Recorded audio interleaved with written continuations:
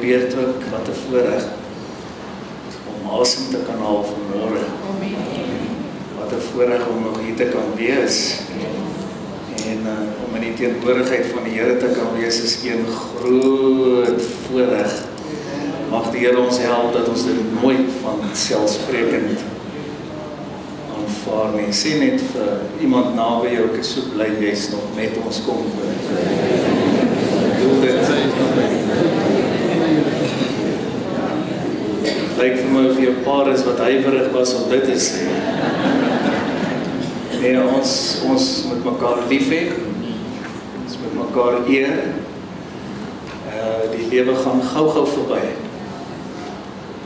En is dit nie interessant dat mense op die begrafenis altyd mooi dinge wil sê? Hoekom dit nie nou doen terwyl jy die geleentheid het nie? So ek help jou in ons diens om gereeld mooi dinge te sê. En as jy die geleentheid kry, dan doen dit met alles wat in jou is. Ons is by deel 4 in ons baie besonderse reeks en ek gaan ook afsluit met hierdie reeks.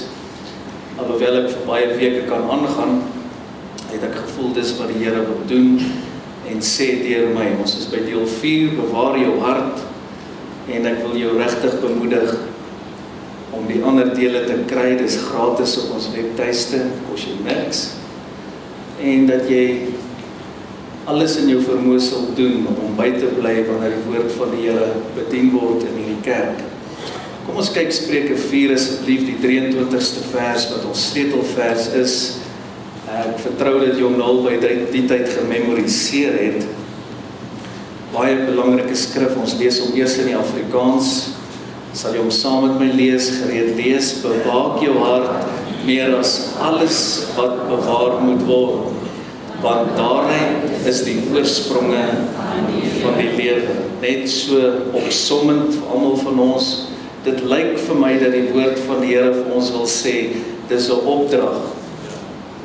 Dis nie opsioneel om jou hart te bewaar. Net soos wat vergifnis nog nooit opsioneel was. Leer iets vanmôre, alhoewel jy 'n keuse moet maak om te vergewe, is vergifnis nie opsioneel nie. Om jou hart te bewaar, gaan jy steeds 'n keuse moet maak, maar dit is nie opsioneel nie. Wanneer jy dit nie doen nie, kry jy baie seer. En dan is daar mense vandag wat by die huis sit en almal blameer behalwe hulle self. Jy kry sulke mense wat fout vind met alles en almal rondom. Luister na Openbaring, een van die redes is, hulle het nie hulle harte bewaar. Ek het vir jou oor en oor gesê en geleer, jy kan nie keer dat die voël oor jou kop vlieg nie. Ek het dit fisies beleef. Maar jy kan keer dat daai selfe voël nie nes maak in jou hare nie. Daar is sekere goede wat jy nie kon keer in hierdie lewe, irrelevant jou ouderdom vandag. Dinge wat seer was, dinge wat gebeur het. Maar nou kan ons kies om te vergewe. Ons kan kies om ons harte te bewaar en te sê, Here, hierdie hart behoort aan U. Hierdie hart van my is nie 'n asblik nie, kom nou. En dis ons begeerte dat al ons mense 'n Jesus hart sal hê. En ek wil fokus vanmôre in hierdie laaste deel op 'n gedagte wat ek net getitel het, 'n rein hart. En ek sien dat die Bybel maak baie van die woorde, 'n rein hart. En kom ons lees net wat sê Dawid in Psalm 51, 'n baie bekende en gewilde psalm onder mense om te lees. Hy begin en hy sê, skep vir my 'n, sê dit saam met my, skep vir my 'n rein hart, o God, lees, en gee opnuut in die binneste van my 'n vaste gees. Kom ek gee jou net 'n bietjie agtergrond, jy gaan dit baie geniet. Hy het hierdie gebed gebid en hierdie psalm geskryf nadat hy 'n paar groot foute gemaak het. En ons kan hom nie veroordeel nie, want almal van ons het al foute gemaak. Maar Dawid het 'n groot fout gemaak. Hy het 'n vrou gevat wie nie sy vrou was nie. Hy het egbreek gepleeg. En hy het toe nie net by dit gebly nie, hy het toe die spesifieke vrou se man laat vermoor. Let op dat die Bybel noem Dawid 'n man na God se hart. Ek wil vanmôre vir jou sê, almal van ons begeer om die Here te behaag. Is niemand vanmôre in hierdie stampvol kerk wat nie kan sê, weet jy wat, ek wil so graag ook net die Here behaag. En jy sê dalk, maar ek het soveel foute gemaak, en jy voel dalk sleg vanmôre, jy voel dalk skuldig, jy het dalk goed gesê, waaroor jy nou spyt is, want het jy agtergekom, wanneer woorde uit jou mond is, kan jy dit nie terugtrek. Maar ek het goeie nuus vanmôre vir jou, onder die salwing van die Heilige Gees, die Here is 'n God wat vergewe, ontvang sy vergifnis vanmôre. En Dawid bid en sê, Here, skep in my 'n rein hart, nadat die profeet Nathan hom besoek het. Nou, jy moet net verstaan, as die profeet in die Ou Testament jou besoek het, huisbesoek gedoen het, die Here help jou. Gewoonlik sou 'n profeet gesê het, my koms is vrede. Ek doen dit ook baie keer. Want as sy koms nie vrede was nie, het jy moeilikheid. En Nathan kom by Dawid in, onthou nou net, Dawid was die koning, dis die hoogste office, die hoogste posisie wat jy kan beklee. Hy is die leier van Israel. En die profeet word gestuur deur die Here na Dawid toe, en hy begin met 'n storie, en jy hoef dit nie nou te lees nie, ek gaan dit vir jou vertel, jy kan dit later gaan lees. Hy sê vir die koning Dawid, hy sê, in 'n sekere stad was daar 2 manne gewees, die een was baie ryk, en hy kleer die prentjie en hy sê, hierdie ou het soveel kleinvee en beeste gehad in oorvloed. Onthou, die meeste van die Israeliete was veeboere gewees. Hy sê, dan was hier 'n ander ou wat baie arm was. Hy het net een klein lammetjie gehad. En hy het hierdie lammetjie nogal gekoop. En hy het hom groot gemaak, soos wat die Afrikaners sal sê, Hans groot gemaak. Hy sê, hierdie lammetjie het saam met hom en die kinders groot geword. Hy het van sy tafel af geëet. Hy sê, toe kom daar 'n sekere reisiger by die ryk man aan huis. En hierdie ryk man besluit, hy gaan niks vir hierdie reisiger gee nie. Ek meen, hy is skatryk, maar hy is te suinig om 'n ou lammetjie op die spit te sit, of om 'n fillet of 2 te braai. En hy besluit, hy gaan na die arme man toe, en hy vat daai arme man se lammetjie, die een ou klein Hans lammetjie wat hy het, ek meen, hy het sekerlik, die kinders het vir daai lammetjie al 'n naam gegee. En hy vat daai lammetjie, hy slag hom, en hulle eet, om hierdie reisiger te kon help. En Dawid word so kwaad. Hy sê, hoe durf hierdie ou dit doen? Hy sê, hy moet sekerlik sterwe. En die profeet sê, hierdie persoon is jy. En Dawid sê, o, Here, ek het gesondig teenoor U.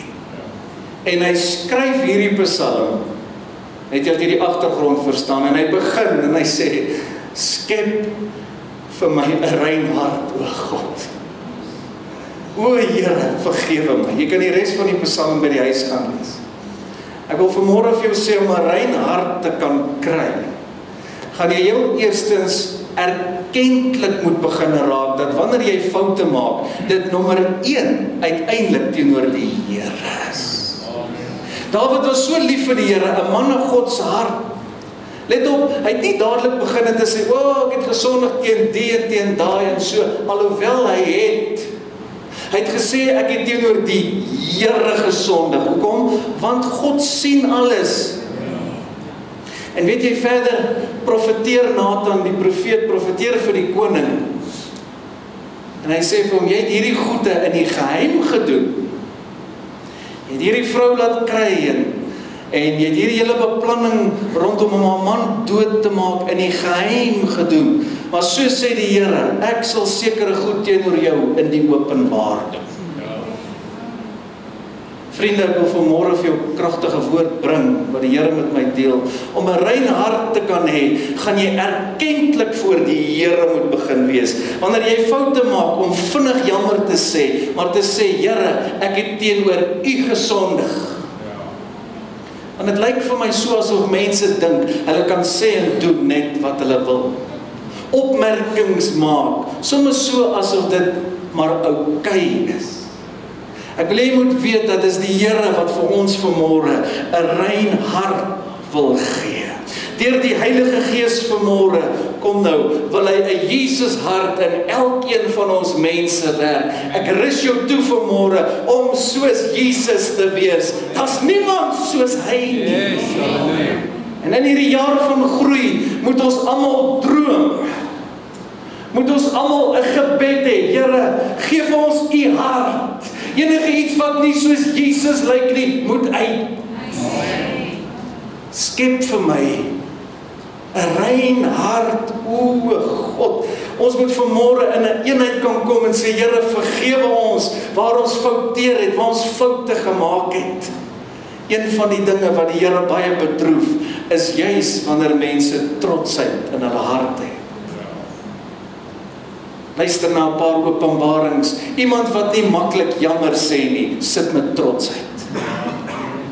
Iemand wat nie maklik met berou en trane kan jammer sê, wanneer hy droog gemaak het nie, sê vir my, hy's trots.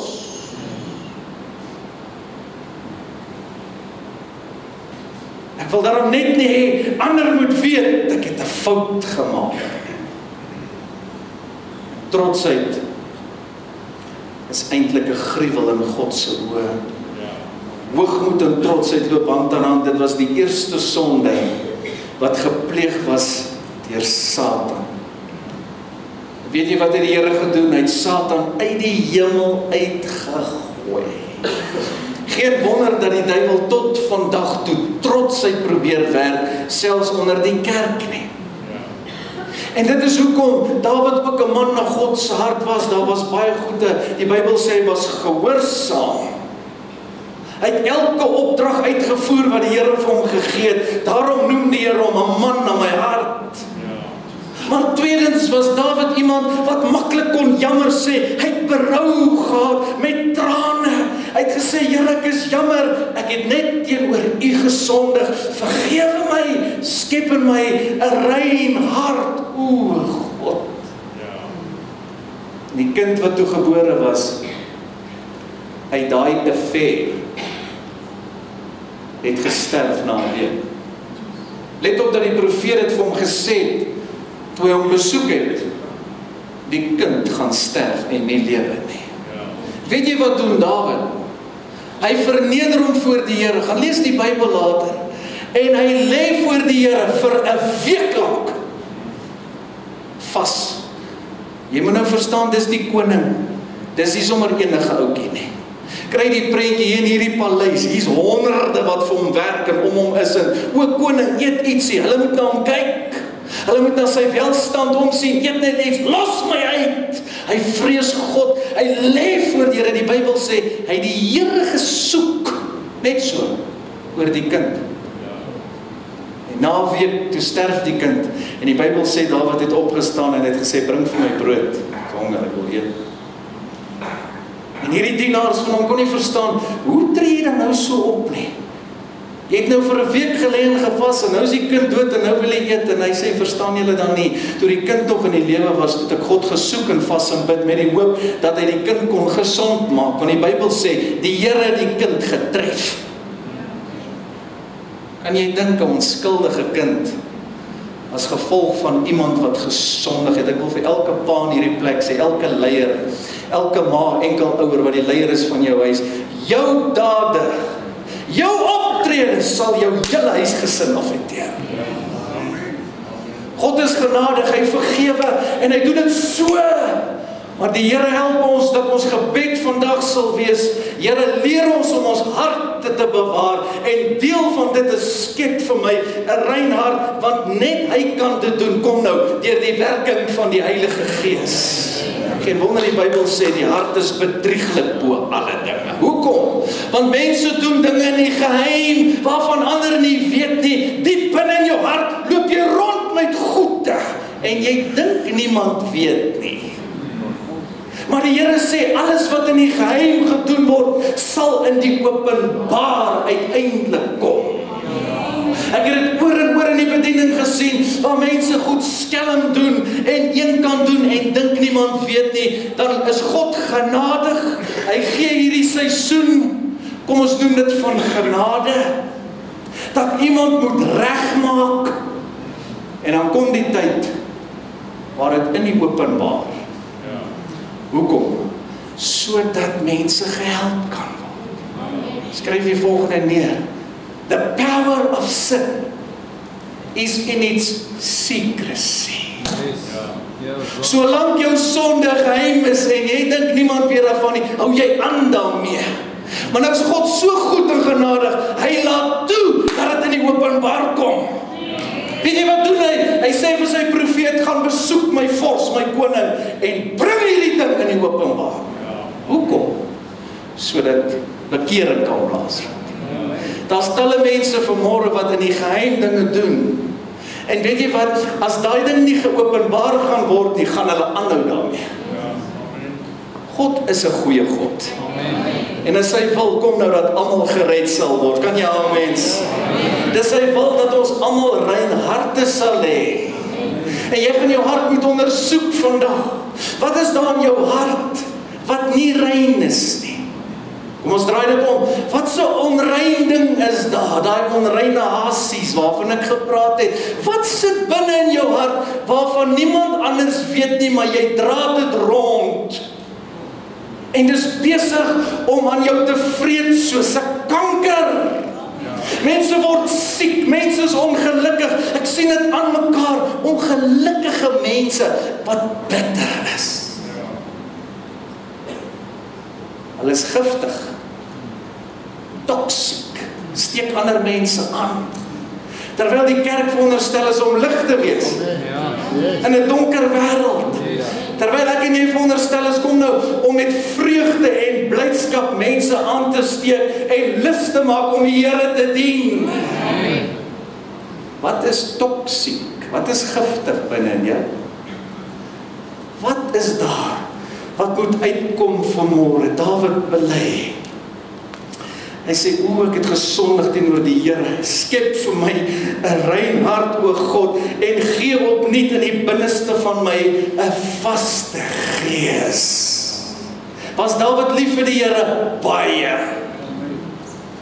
Of vanmôre vir jou sê, omdat jy 'n fout gemaak het, beteken dit nie dat jy nie lief is vir die Here. Ons maak almal foute.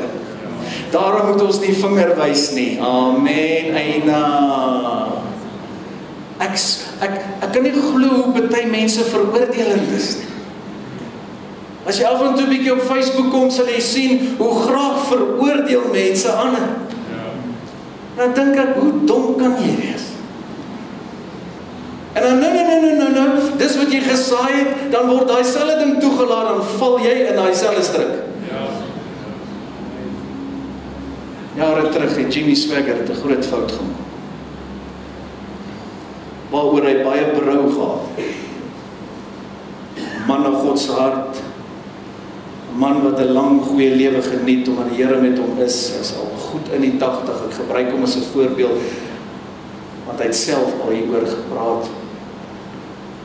En ongelukkig het hy dit weer gedoen, weer 'n fout gemaak, maar hy het bely met trane en gesê, o Here, ek is jammer. Selfs in die openbaar, in die publiek het hy gevra, vergewe my, al sy volgelinge, sy fans. En daar was sekere ouens en sekere predikers wat genot geput het daaruit om hom te veroordeel in die openbaar.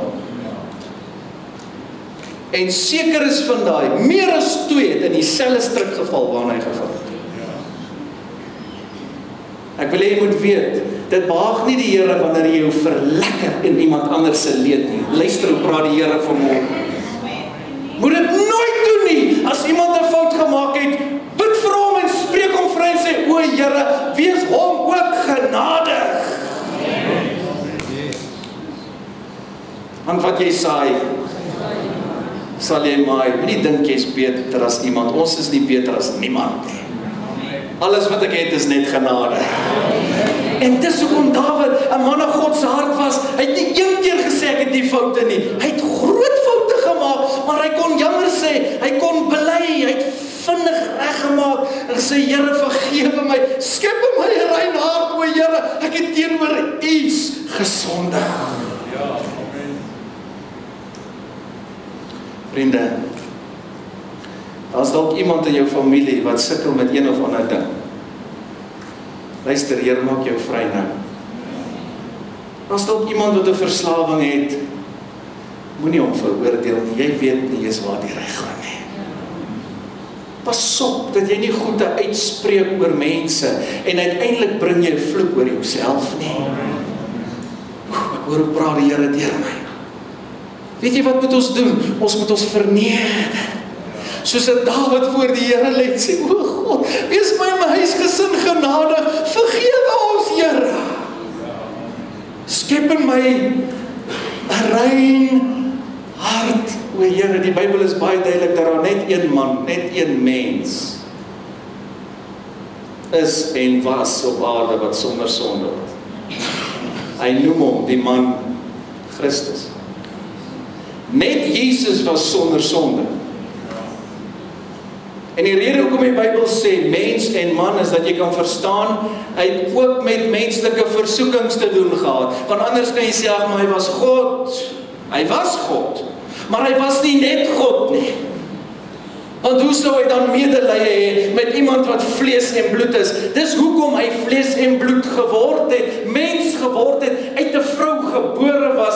En die Bybel sê, versoek was net soos ons, maar sonder sonde. Is dit nie goeie nuus nie?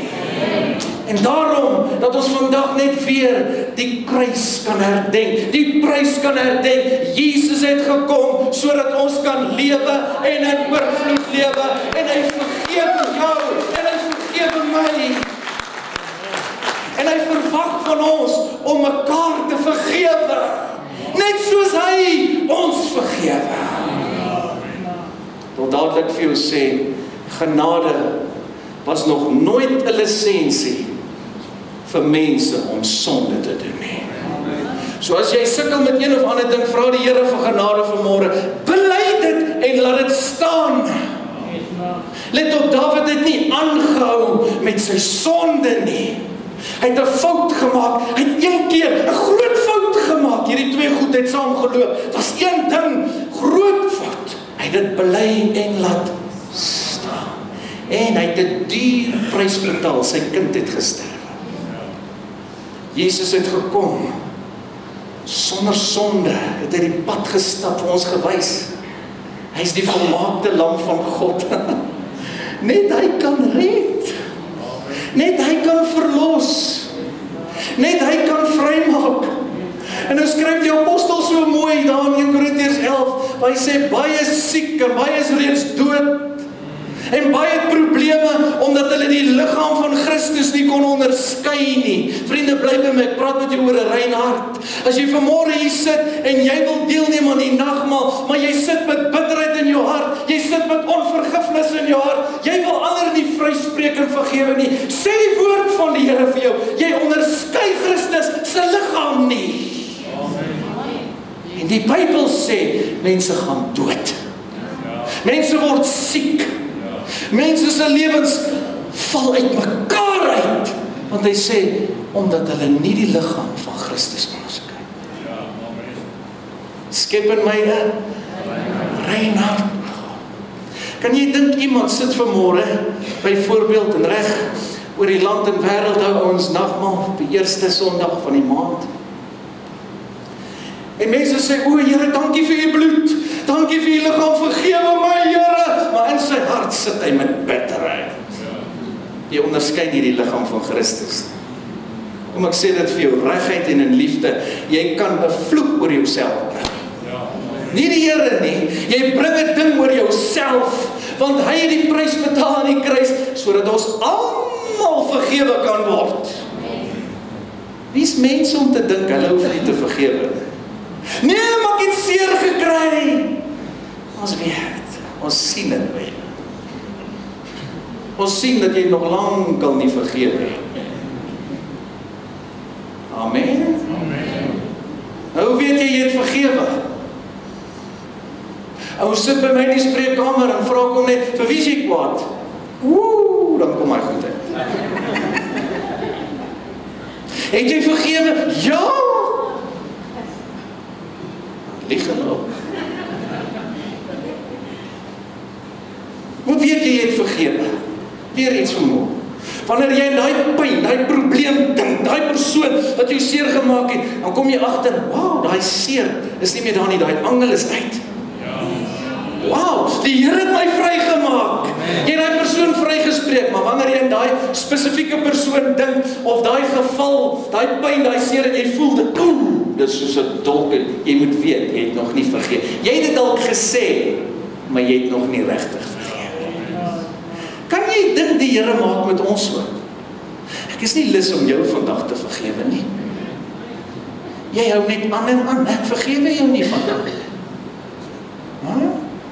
Dis wat kinders van die Here doen. Nee, ek is nie lus om te vergewe nie. Nee, ek kan nie vergewe nie. Maar God moet jou vergewe, hy moet my vergewe. Hoe onderskei jy die tafel van die Here? Hoe onderskei jy die liggaam van Christus? Onthou nou, ons is die liggaam. Hy is die hoof. As jy vanmôre nagmaal gebruik, sê dit vanmôre, jy het jou hart reeds vir Jesus gegee. Die Bybel sê jy verkondig dat hy dood was en dat hy opgestaan het. Maar saam met dit verkondig jy dat die Here jou vergewe het en dat jy ander ook vergewe het. Hoe kan jy sy liggaam en sy bloed gebruik, eet en drink vanmôre, terwyl jy ander nie wil vergewe?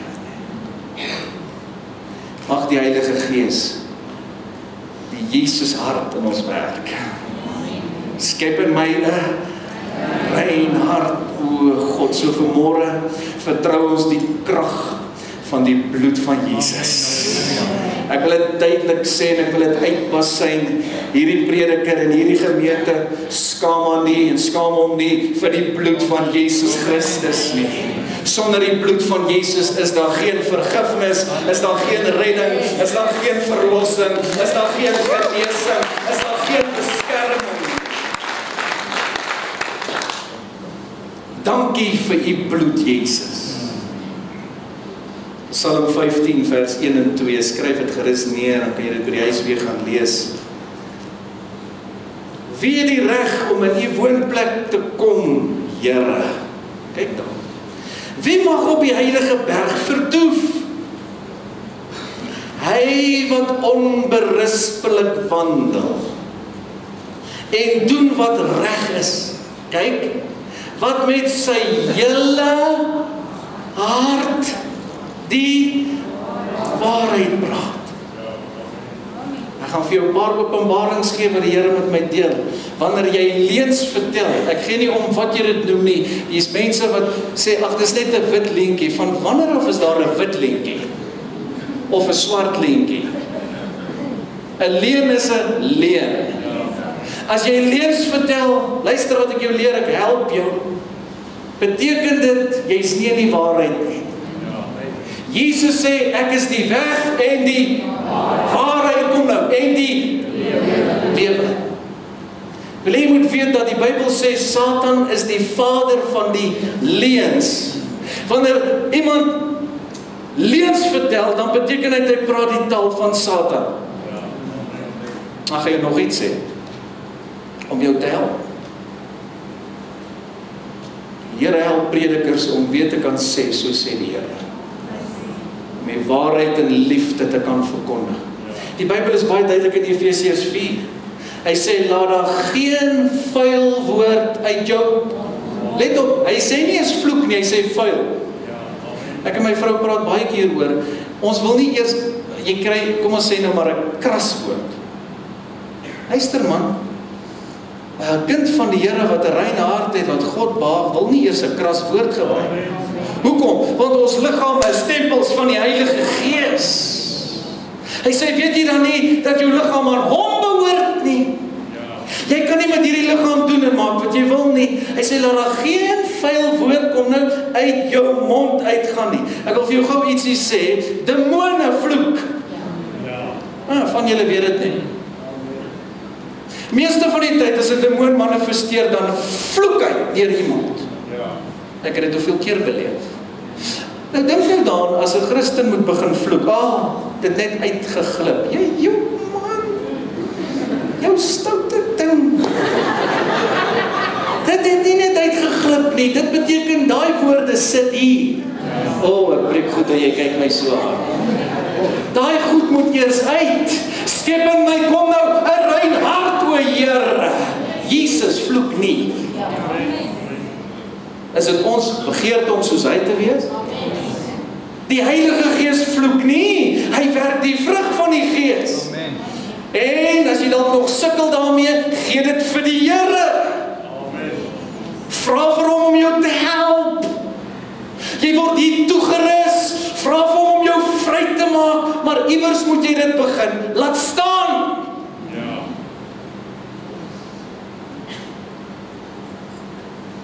Ons wil soos Jesus wees. Psalm 24, wie mag klim op die berg van die Here? Kyk hierdie skrifte. En wie mag staan in sy heilige plek? En weet julle wat, hierdie is Ou Testament, dis Psalms. Dis nog nie eens Nuwe Testament nie. Ekskuus, hier's 'n preek vir 'n ander dag. Onder die genade het ons verantwoordelikheid baie groter geword as onder die wet. Mense is so vinnig om te sê, moenie wetties wees nie. Hulle gebruik sekere goede vir hulle eie gerief, wanneer dit hulle pas. Sê vir my kerk, van wanneer af is die volle raad, die volle woord, van Genesis tot Openbaring nou nie meer belangrik nie? Maar nou is ons onder genade. Dit beteken eenvoudig, almal kan gered word. Jy gaan nie doodgemaak word vanmôre, gestenig word omdat jy 'n fout gemaak het in die week nie. Daar's genade en sy naam is Jesus. Hy het klaar die prys betaal en almal kan gered word vanmôre. Maar in die Ou Testament was dit wet.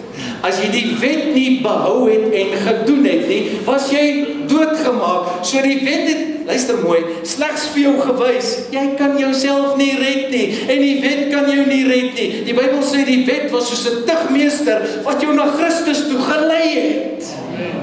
Die Bybel sê, geen mens kan die volle wet onderhou nie. Hier's nie een persoon in hierdie gehoor, of iemand wat nou na my kyk of luister, wat sal kan sê, ek kon die wet ten volle behou het, tot waar hy is vandag nie. Nee, een of ander tyd in jou lewe, wanneer dit ook al was, het jy al 'n fout gemaak. So ons moet erken vanmôre, ons het 'n redder nodig. En dit is wat die probleem is onder baie mense wat dink hulle is goeie Christene. Hulle dink hulle het nie 'n redder nodig. Jou goeie dinge gaan jou nie in die hemel kry nie. Hallo, jou goeie werke kan jou nie red nie, kan jou nie in die hemel kry nie. Want as dit die geval was, hoekom het Jesus dan die prys betaal? Geen mens, sê die skrif, kon die wet onderhou nie. Verstaan nie almal dit mooi? So Jesus is die, kom ons maak dit prakties, die een sonder sonde, as jy praat oor 'n hart, wat 'n rein hart het. En ons wil soos hy wees. So ons almal het foute gemaak en dis wat Dawid ook gedoen het, maar sy gebed was, skep in my 'n rein hart, o Here. Wie mag in God se teenwoordigheid kom? Wie mag op die berg van die Here staan? Daar skrif op skrif op skrif oor hierdie goed. Hy wat rein van hande, kyk daar, en suiwer van hart is, wat sy siel nie ophef tot nietigheid en nie vals sweer nie. Interessant hoe baie die Bybel die hart met die mond connect. Het jy agtergekom? Kom nou, waarvan die hart vol is, loop die mond oor. Iemand wat negatief is, ons deel almekaar met hulle, sulke kritiese opmerkings, altyd negatief. Jy moet maar weet, daai hart is negatief. Is vol gif. Skep in my 'n rein hart, o Here. Here, maak ons opgewonde. Kom sê vir iemand nou weer, jy kan doen om 'n bietjie meer opgewonde te raak. mooi smile hulle, want ek smile vir hulle so mooi. Raai net iemand anders toe wat meer spontaan is, jy kan doen met meer vriendelikheid. Kom, baie.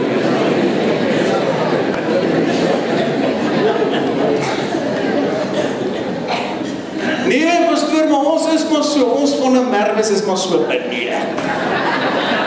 Ekskuus, ek hoop nie is van 'n Merwe. Hulle is maar daar in die Karoo gewoon. Byvoorbeeld, jy bely dit, jy praat dit, jou oupa was so nors, jou pa was so, jy is so, en daai ding word nie gebreek nie, want jy praat dit.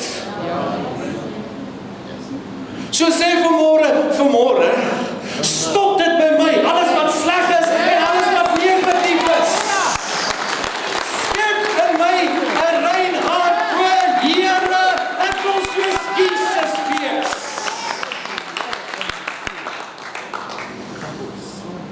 Die oupa het gelieg, die pa het gelieg, nou lieg hy seker. Ek kan ander goede daarin gooi.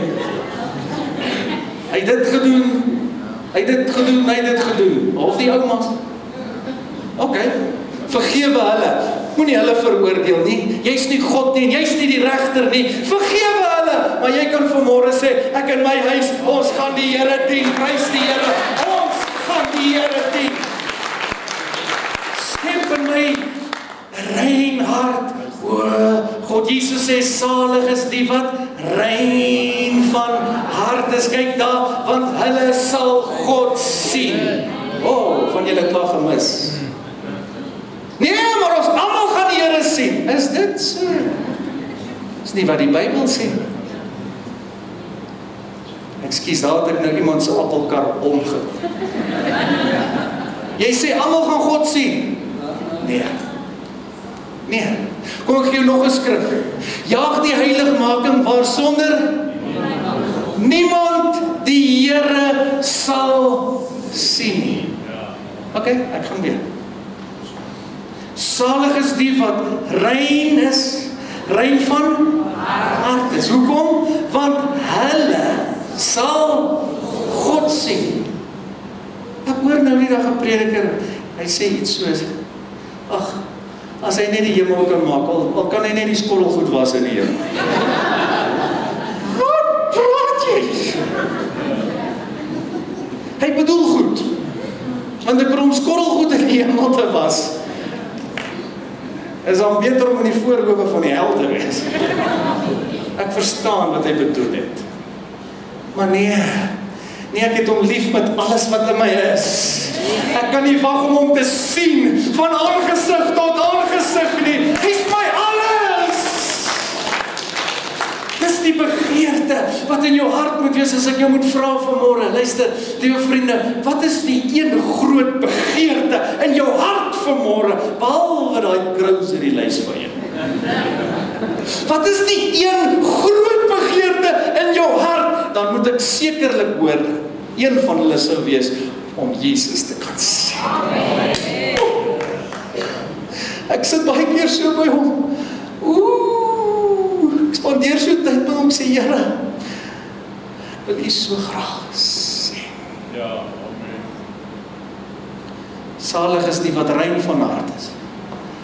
Hulle sal God sien. Ja, amen. Ek hou van wat Mother Teresa sê. Iets nagelees oor haar. Sy was 'n baie besonderse mensie wat Jesus baie lief gehad het. En sy maak 'n stelling en sy sê, a pure heart is a carrier of love.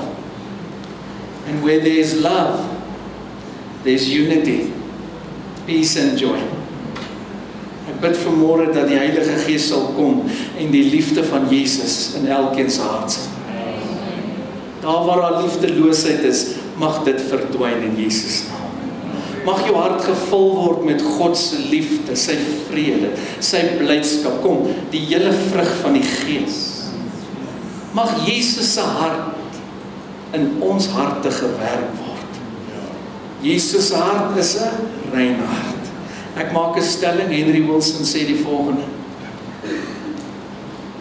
'n Rein hart is 'n hart wat bewaar is. Jy gaan nog lank kouer wat ek nou sê. Ek gee vir jou kragtige stelling. 'n rein hart is 'n hart wat opgepas is. Jy kon nie keer dat daar pyle na jou toe gegooi is. Die Bybel praat van die vuurige pyle en in Efesiërs 6 dan sê jy kan die skild van geloof gebruik teen dit. Met ander woorde, ons wandel deur geloof en nie deur aanskouing nie. Maar jy kan party aanvalle nie noodwendig keer dat dit na jou kant toe kom nie. Jy kan met die skild van geloof daai goed uitblus, maar die vyand gaan steeds jou probeer aanval. En hy doen dit op allerlei maniere om jou spoed te breek en om jou seer te maak. Maar jy kan kies om jou hart op te pas. En dis hoekom die Bybel sê, bo alles, bewaar jou hart. Ek herhaal, 'n rein hart is 'n hart wat bewaar is. 'n Rein hart is 'n hart wat opgepas is. As ek dan maar sien hoe doen mense moeite en dit is baie slim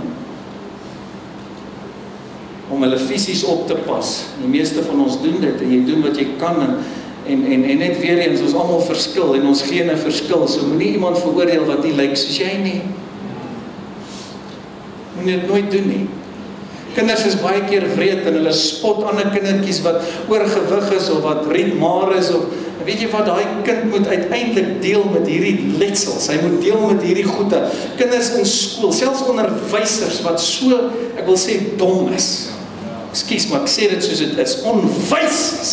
Hoeveel mense wat by my sit en sê onderwyser het dit en dit en dit vir my gesê. Nou moet ek hom eers help en sê vergeef. Want jy kon nie dit keer nie, dit het gebeur, maar nou kan jy daarmee deel deur om te sê, Here, ek vergeef. Ouers, pas op wat jy vir jou kinders sê. Pas op wat ons vir mekaar sê. Kom ons gee vir mekaar liewers mooi komplimente. Hallo. Almal lyk nie dieselfde, dank die Here daarvoor. Almal se IQ is ook nie dieselfde nie. So pas op dat jy nie allerlei opmerkings maak oor ander nie. Die Here het ons almal mooi gemaak, kan jy amen sê. En ons is uniek. Dank die Here, ons is nie dieselfde en ons lyk nie dieselfde. Kom, sê vir iemand naby, ek blyk lyk nie soos jy ook nie. Kom.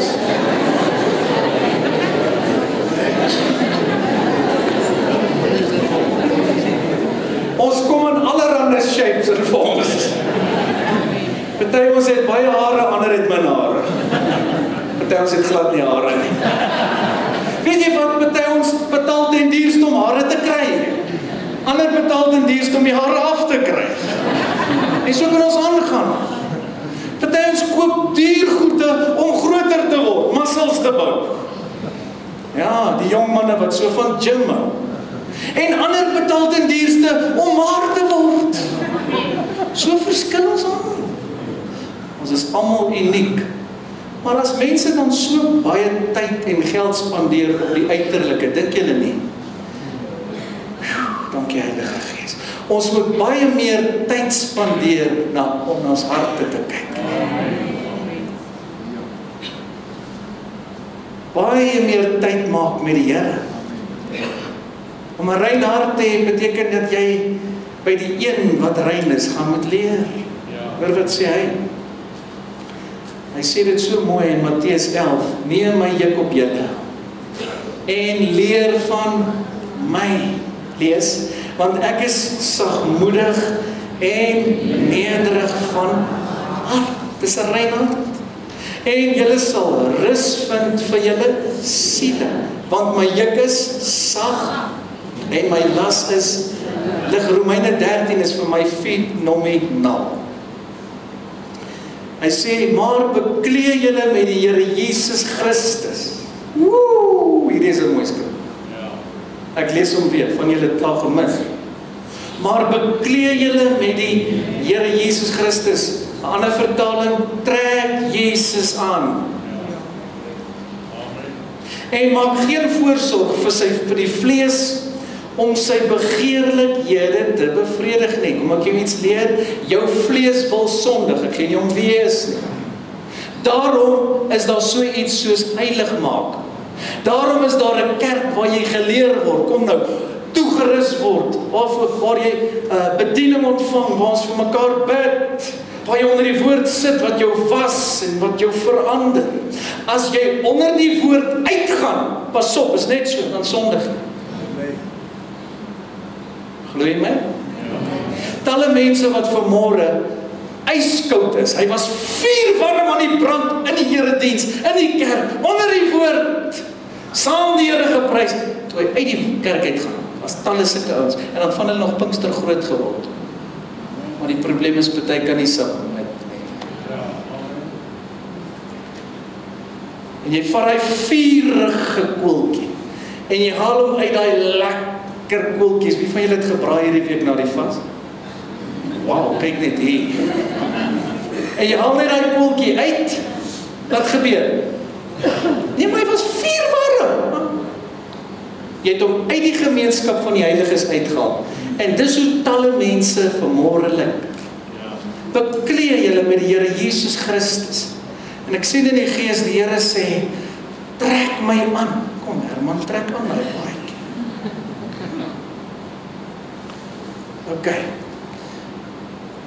Maar net soos wat ons die vrug van die gees moet aantrek, net soos wat ons noem dit nou maar net so, om het prakties te maak, 'n rein hart moet aantrek. Dit is net die Heilige Gees wat dit kan doen, maar dit wat ons nou gelees het, bekleë jou, trek aan, bekleë jou met Christus. Hoe lyk Christus?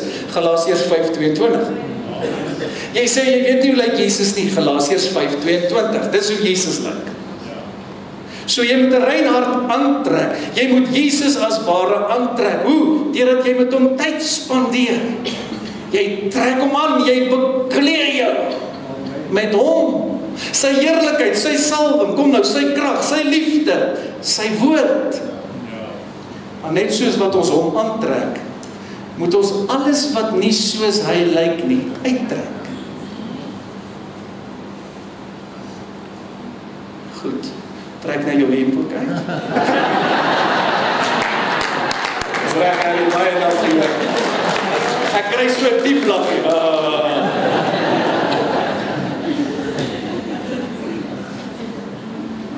Jy weet in die hemel, is vir openbaring, is geniet, gaan niemand skaam wees nie.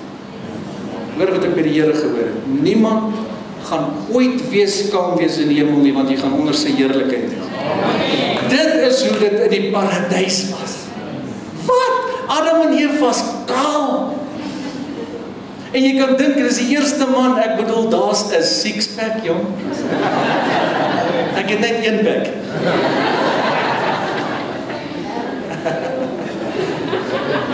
As jy aan Eva dink, die eerste vrou,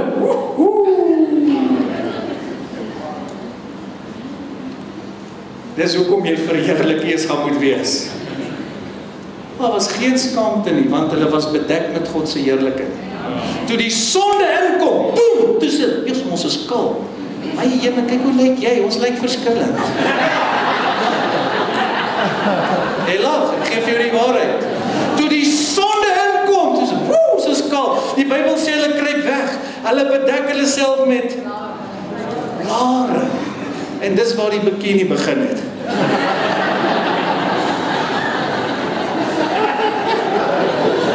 Regtig so, die bikini het begin in die paradys. 2 vye blare in een dag. Dis die waarheid. En jy sien al die modes, dis lang, dis al deur die eeue heen, man.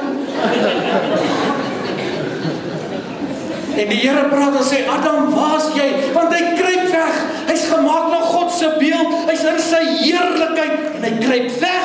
Wie het vir jou gesê jy's kaal? Hoe weet jy dit? Jy sal nou sê, maar hy kan sien. Hy was bedek met God se heerlikheid. Die woord daar is Shekinah glory. Dis die sigbare teenwoordigheid van die Here. Wie het vir jou gesê, julle is naak? Na die sonde van. Sonde sal maak dat jy heeltemal ontbloot word. Terwyl die Here jou wil toemaak met sy heerlikheid. Ek sluit af. Dis ons gebed vandag, dat die Here vir ons 'n rein hart sal gee. Hoor net wat sê hy vir die Fariseërs, hy spreek hulle aan. in Lukas 11, hy sê, en toe die fariseer dit sien, het hy hom verwonder, dat hy dis nou Christus nie voor die maaltyd eers gewas het nie. Jesus, hierdie ouens was wetties goed. Nou as jy my ken, as jy jou pastoor ken, almal wat my goed ken, sal vir jou sê, daar's niemand wat hande was soos ek. Ek beloof jou. Ek was my hande aan mekaar, want ek bedien mense, ek groet mense, ek lê hande op my hande moet skoon wees. En jy vat aan allerhande hande. Goed. Maar hierdie ouens was so wetties. Elke keer het hulle storie. Here, die disippels was nie hande voordat ons eet nie. Let op, die Jode het 'n gebruik gehad, daar was 'n skottel en dan was daar 'n handdoek vir lap. En hulle het ver baie geloop op grond, stofpaai.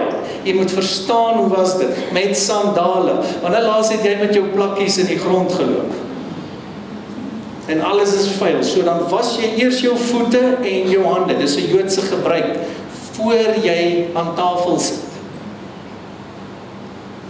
Goed, Here, hoekom was julle nie hande nie? Hulle verwonder hulle daaroor. Maar die Here sê vir hom, ja, julle fariseërs, julle maak die buitekant van die beker en die bord skoon. Jy moet nou jou safety belt aansit. Maar van binne is julle vol roof en boosheid. Nou dink ek aan Jesus wat ook gesê het, hoekom sien jy die balk in iemand anders se oog raak? Ag, die splinter, ekskuus, in iemand se oog, maar jy het 'n balk in jou eie oog. Miskien moet ons almal net vandag bid, Here, begin by myself. Hallo? Skep in my 'n rein hart, o Here. Voor jy weer jou vrou of jou man veroordeel, Here, skep in my 'n rein hart. Voor jy weer sê, Jema, is dit hoe jy lyk? Die feit dat jy dit so sien, beteken jy is ook kaal. Here, bedek ons met die eerlikheid. Ons val soos Efesiërs Jesus, ons maak almal foute, maar ons word toegerus in Efesiërs 4 om uiteindelik soos hy te wees. Amen.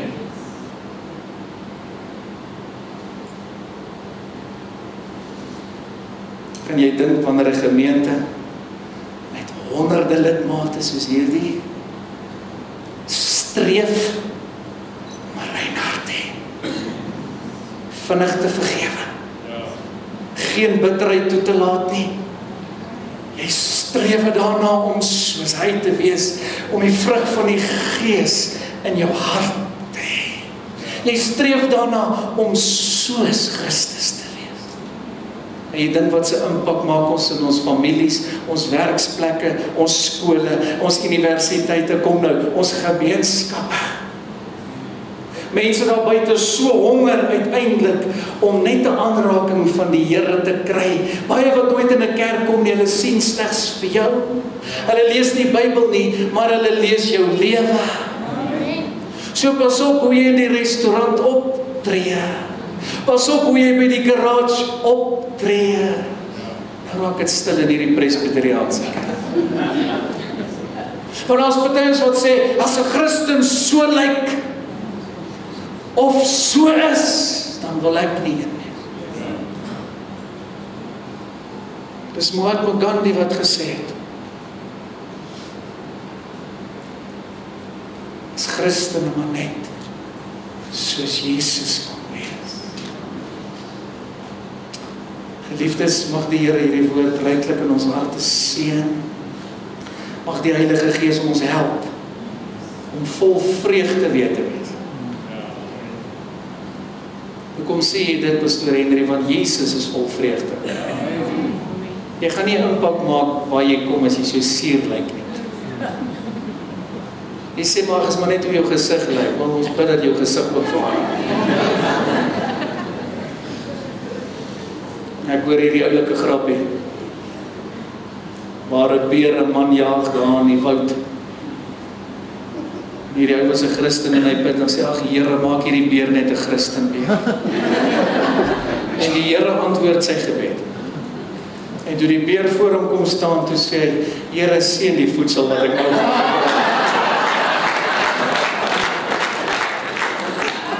Pas op wat jy bid. Die Here antwoord gebed.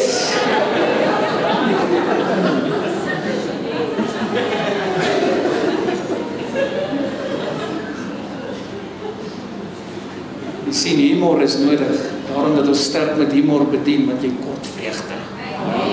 Want Jesus is vol vreugde. Kom nou, vol vrede. Amen. Christene moet gelukkige mense wees. Kom nou, is 'n lekker kerk hierdie man. Ok, nog een grap, jy lang so aan.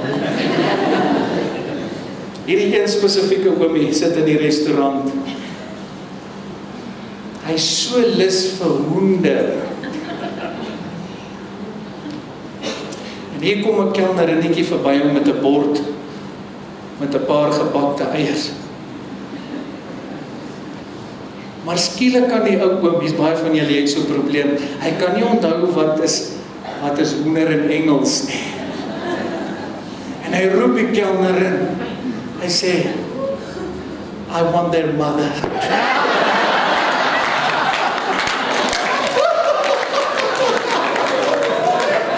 Ja, prys die Here. Die Here seën die almal. Kom ons staan. Kom ons gee die Here eer. Prys die Here. Kom aan, klap vir Jesus. Kom hier.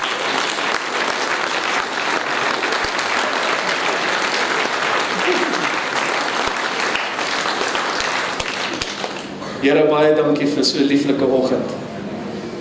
Dankie vir u woord. Baie dankie dat u met ons praat. Leg jou hande saam met my as jy nie omgee vir 'n oomblik. Heilige Gees, leer ons om ons harte te bewaar. Geef vir elkeen van ons 'n Jesus hart. Haal alles uit ons uit wat nie soos Jesus lyk nie. En ons wil saam met Dawid bid vanmôre, skep in my, bid dit saam met my, skep in my 'n rein hart, o God, bid dit weer asseblief, skep in my 'n rein hart, o God. Here, dit is ons gebed. En ons weet, dit kan slegs gebeur deur die kosbare bloed van Jesus. Sal U kom en ons reinig, Here. Ek daag jou uit om te maak soos ek, sit jou hande op jou hart. Vra die Here om jou hart te reinig. Vra die Here, kom, vat 'n oomblik om vir jou 'n rein hart te gee, want net hulle wat rein van hart is, hulle sal God sien. Kom, ek sluit met hierdie baie besonderse reeks. Gee nou daai goede wat jou nog pla, gee dit vir die Here. Daai seer, daai pyn en daai woede, daai jaloesie, daai kwaad, gee dit nou vir hom. Moenie dit langer ronddra nie. Gee dit vir hom. In Jesus naam. Reinig ons, Here. Dankie dat jy ons denke was en verander. Dankie dat jy ons harte verander.